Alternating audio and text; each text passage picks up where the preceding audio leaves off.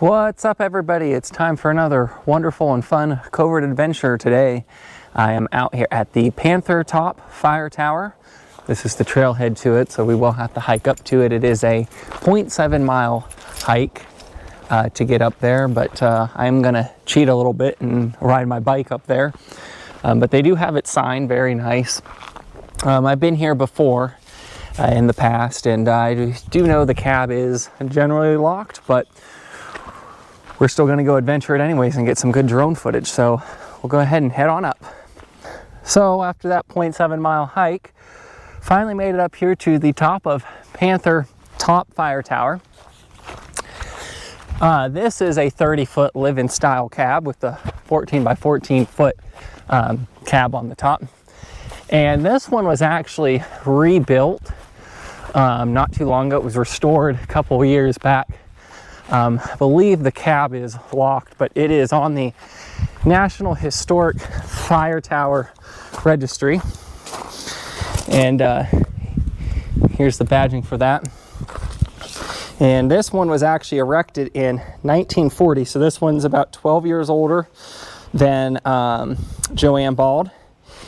And this was dedicated in 1998.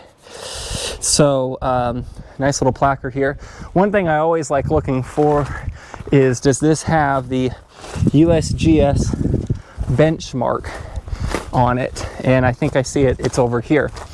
So over here is where this tells them like what the official height of this mountain is. It was put in 1977 when they put in the geometric survey benchmark.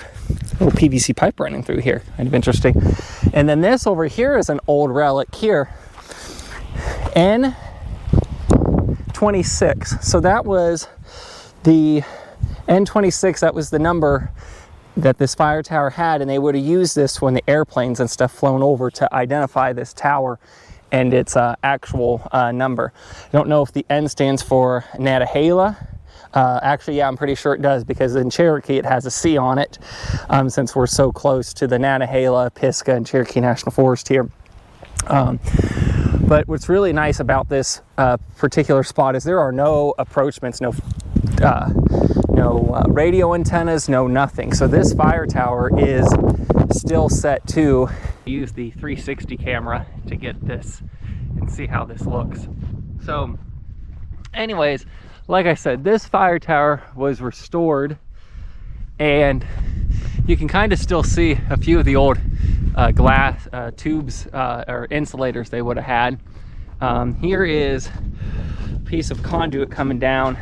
That is just for the lightning and the electric to, you know, help stop it from there. Looks like they put some solar panels on this. So, but anyways, we'll go ahead and walk up the stairs here now. They replaced these with metal, and you can tell because they actually welded them on. You can see the bolt holes on the other side here. That's where the wood would have been bolted on. Man, you get a nice good breeze up here.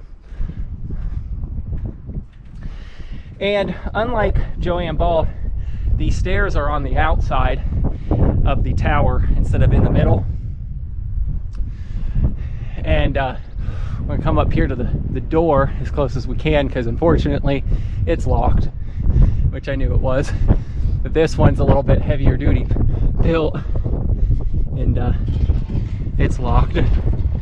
So there's no way we can get up inside, but we can try to scoot this right on up in there and give you a chance to see, or we'll just grab the drone and we'll grab the drone and bring it on up through. Man, I tell you what though, that wind is definitely blowing right here. A lot of that's mainly because of the fact that I'm on the bottom of the cab. You can see that they've done a really good job restoring this and keeping it up to date. Don't know exactly what they really use it for today. I do think there are times that you can come up here and visit and get to see it. So anyways, that's the Panther Top Fire Tower. a very beautiful and unobstructed view of the Nantahala National Forest over here in North Carolina. Until next time, I'm Christopher Covert, and this is Covert Adventures.